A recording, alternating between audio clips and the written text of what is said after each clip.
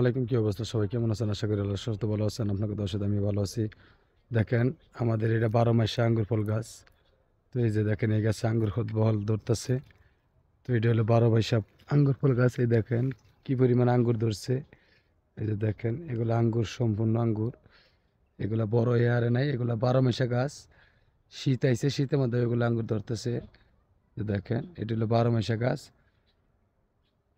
এই যে দেখেন কি পরিমাণ আঙ্গুর ধরছে শীতের মধ্যেও। পুরা গাছটা বোঝাই, গাছটা হলো ছোট্ট। এই যে দেখেন, এইটাই গাছ। এই ছোট গাছে এই পরিমাণ আঙ্গুর। এই দেখেন, এগুলো হলো ছোট ছোট। এই যে দেখেন, আবার এই সাইডে নাল হয়ে গেছে।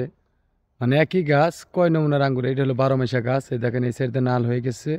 এই দেখেন, আবার এই সাইডে পাইকা গেছে।